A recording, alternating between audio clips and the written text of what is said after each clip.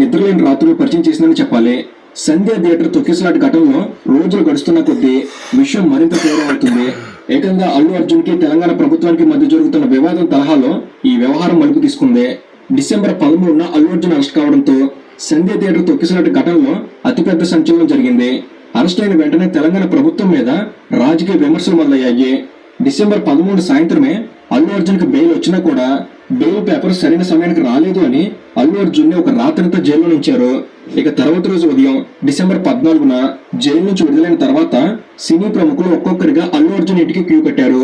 నిజానికి అల్లు అర్జున్ అరెస్ట్ అయ్యాడన్న విషయం తెలిసిన వెంటనే సినీ ఇండస్ట్రీ పెద్దలు కొందరు అల్లు అర్జున్ కి మద్దతుగా పోలీస్ స్టేషన్ వెళ్లారు. దాంతో అల్లు అర్జున్ కి బెయిల్ వచ్చినా కూడా ఒక రాత్రంతా జైల్లో ఉండేలా చేయడం పట్ల విమర్శలు వచ్చాయి. ప్రభుత్వం ఎలాగైనా అల్లు అర్జున్ జైల్లో ఉంచేలా చేసిందనే అభిప్రాయం చాలా మందిలో ఉంది. తెలంగాణలో ప్రతిపక్షాలు సైతం అల్లు అర్జున్ కి మద్దతుగా మాట్లాడటం మొదలుపెట్టాయి. సినిమా ఇండస్ట్రీ నుంచి తెలంగాణ ప్రతిపక్ష పార్టీల నుంచి అల్లు అర్జున్ కి విపరీతమైన మద్దతు లభించింది.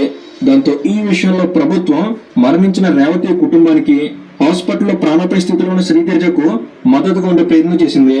ఒక హీరోకి కష్టం వస్తే ఇంతమంది స్పందించారు. మరి మరణించిన రేవతి కుటుంబ పరిస్థితి గురించి, ప్రాణాపాయ స్థితిలో ఉన్న శ్రీతేజ పరిస్థితి గురించి ఒక్కరైనా ఆలోచించారా? ఆ కుటుంబాన్ని పరామర్శించారా అనే అభిప్రాయం తెలంగాణ కాంగ్రెస్ పార్టీ వ్యక్తం చేసింది. ఎప్పుడైతే సినిమా పెద్దలు అల్లు అర్జున్ ని పరామర్శించడం, ప్రతిపక్ష పార్టీలు అల్లు అర్జున్ కి మద్దతుగా మాట్లాడడం చేశారో అప్పటి నుంచి తెలంగాణ ప్రభుత్వం ఈ విషయంలో మరింత శ్రద్ధ తీసుకోవడం మొదలుపెట్టింది. తెలంగాణ సినిమాటోగ్రఫీ మినిస్టర్ కోమటిరెడ్డి వెంకటరెడ్డి రేవతి కుటుంబానికి 25 లక్షల ఆర్థిక సహాయం అందించారు. దాంతో పాటు హాస్పిటల్లో ఉన్న శ్రీతేజ చికిత్సకు అయ్యే ఖర్చు మొత్తాన్ని ప్రభుత్వమే భరిస్తుంది అన్న భరోసా కూడా ఇచ్చారు. ఇలా సినిమా ఇండస్ట్రీ ప్రతిపక్షాలు అల్లు అర్జున్ వైపు ఉంటే ప్రభుత్వం మాత్రం రేవతి కుటుంబం వైపు నిల్చుంది అనే విధంగా ఈ వ్యవహారం మలుపు తీసుకుంది. అయితే డిసెంబర్ 21న తెలంగాణ అసెంబ్లీలో చర్చ సందర్భంగా ఎంఐఎం ఎమ్మెల్యే హజరుద్దీన్ ఓవైసీ అల్లు అర్జున్ వ్యవహారాన్ని అసెంబ్లీలో లేవనెత్తి ప్రభుత్వాన్ని ప్రశ్నించారు. వీరు లేవనెత్తిన ప్రశ్నకు సమాధానంగా ముఖ్యమంత్రి రేవంత్ రెడ్డి స్పందించారు. రేవంత్ రెడ్డి అసెంబ్లీ సాక్షిగా డిసెంబర్ 4న రాత్రి జరిగిన సంఘటనని, ఆ సంఘటనలో అల్లు అర్జున్ పాత్ర ఎంతవరకు ఉంది అనే విషయం మీద వివరణ ఇచ్చారు. రేవంత్ రెడ్డి గారు చెప్పిన దాని ప్రకారం సంధ్య థియేటర్ యాజమాన్యం పర్మిషన్ కోసం పోలీసులకు అప్లై చేస్తే పోలీసులు పర్మిషన్ ఇవ్వలేదు. అయినా అల్లు అర్జున్ మాత్రం థియేటర్కి వచ్చాడు. అభిమానులకు అభివాదం చేస్తూ రావడంతో తొక్కిసలాట జరిగింది. ఈ విషయాన్ని ఏసీపీ సినిమా చూస్తున్న అల్లు అర్జున్ కి చెప్పే ప్రయత్నం చేస్తే అల్లు అర్జున్ మనుషులు ఏసీపీని కనీసం అల్లు అర్జున్ వరకు వెళ్లేందుకు కూడా అనుమతించలేదు. దాంతో డీసీపీ కలగజేసుకుని అల్లు అర్జున్ బయటకు పంపించే ప్రయత్నం చేస్తే వెళ్లే ముందు కూడా మళ్ళీ రూఫ్ టాప్ నుంచి అభివాదం చేస్తూ వెళ్ళాడు.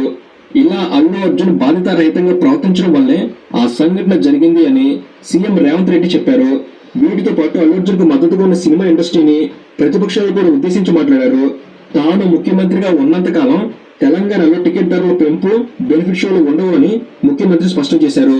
అసెంబ్లీ సాక్షిగా జరిగిన ఈ చర్చలో ముఖ్యమంత్రి గారు మాట్లాడిన విధానం చాలా మందిని ఆకట్టుకుంది. ఎందుకంటే మరణించిన రేవతి గురించి, ప్రాణాపాయ స్థితిలో ఉన్న శ్రీతేజ గురించి ఎవరూ ఎందుకు ఆలోచించడం లేదు అని రేవంత్ రెడ్డి